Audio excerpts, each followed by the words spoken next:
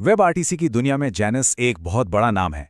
ये एक बेहद पावरफुल सर्वर है, लेकिन कई टीमें इसे इस्तेमाल करते हुए अक्सर मुश्किल में पड़ जाती हैं। तो चलिए आज इस रहस्य को सुलझाते हैं और देखते हैं कि इसे सही तरीके से कैसे इस्तेमाल किया जाए। इसे ऐसे समझिए, जेनस एक हाई परफॉर्मेंस कार इंजन की तरह है। इसमें ताकत तो ज़बरदस्त है, लेकिन आप इसे सीधे सड़क पर नहीं चला सकते हैं ना। आपको इसके चारों ओर एक मजबूत चैसिस यानी एक सही आर्किटेक्चर बनाना ही होगा। अगर ऐसा नहीं किया तो ये सिस्टम बहुत जल्दी बिखर सकता है। अच्छा, आगे बढ़ने से पहले एक छोटी सी रिक्वेस्ट है। अगर आपको ये टॉपिक काम का लग रहा है तो इसे अपने उन दोस्तों या सहकर्मियों के साथ ज़रूर शेयर करें जो वेब आरटीसी पर काम करते हैं। हमारा एक छोटा सा लक्ष्य है कि हम 50 सब्सक्राइबर्स तक पहुंचें, ताकि हम सब एक दूसरे से जुड़ने के लिए एक छोटा सा नेटवर्किंग सेशन रख सकें। तो सवाल ये उठता है कि आखिर ये रहस्य है क्या? जेनस को वेब आरटीसी का इतना जरूरी हिस्सा माना जाता है, तो फिर क्यों ज्यादातर डेवलपमेंट टीम्स इसके साथ स्ट्रगल करती हैं? चलिए पता लगाते हैं। अगर आपने जेनस के साथ काम किया है तो ये परेशानियां आपको जरूर जानी पहचानी लगेंगी। सेशन अचानक 60 सेकंड में टाइम आउट हो जाते हैं, डिस्कनेक्ट हुए यूजर्स घोस्ट यूजर्स बनकर कमरों में अटके रहते हैं और सर्वर रीस्टार्ट होते ही सारे डायनामिक कमरे गायब हो जाते हैं। और मजे की बात यह है कि इन समस्याओं का कारण जेनस में कोई बग नहीं है।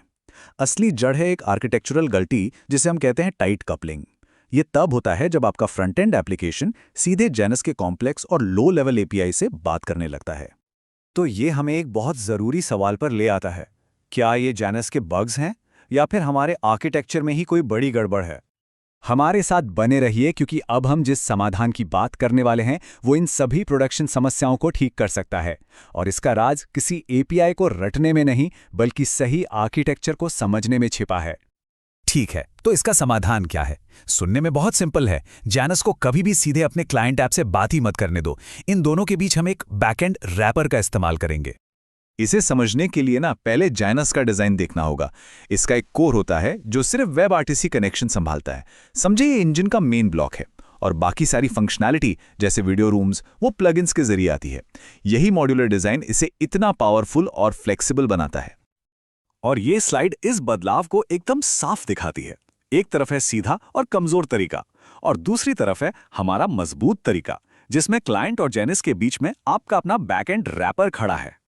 तो ये बैकएंड रैपर, समझिए, आपके पूरे ऑपरेशन का दिमाग बन जाता है। ये एप्लीकेशन की सारी स्टेट को एक अलग डेटाबेस में मैनेज करता है।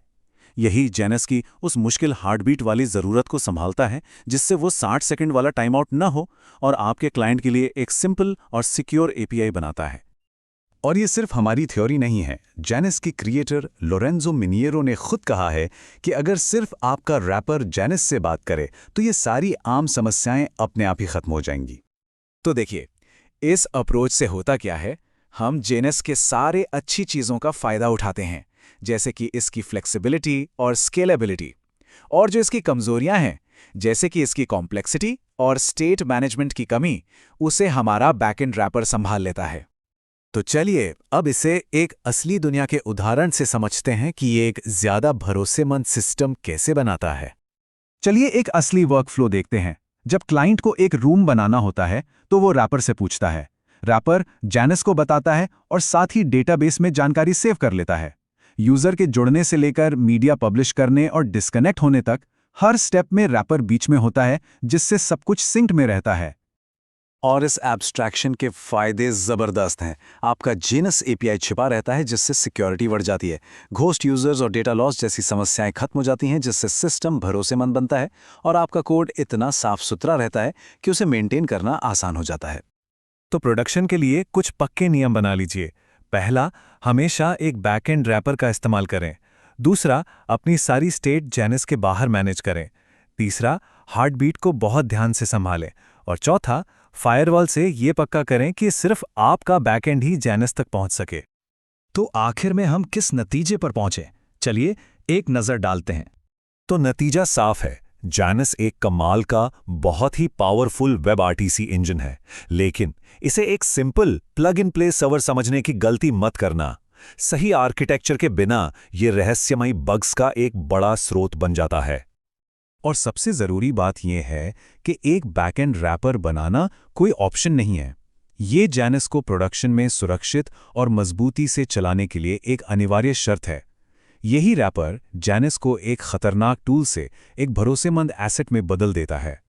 अगर इस जानकारी से आपको जैनस को बेहतर ढंग से समझने में मदद मिली हो तो कृपया इस प्रस्तुति को लाइक और शेयर जरूर करें और ललित ऑफिशियल चैनल को सब्सक्राइब करना ना भूलें ताकि आप सिस्टम डिजाइन पर आने वाले ऐसे ही गहरे विश्लेषणों को मिस न करें।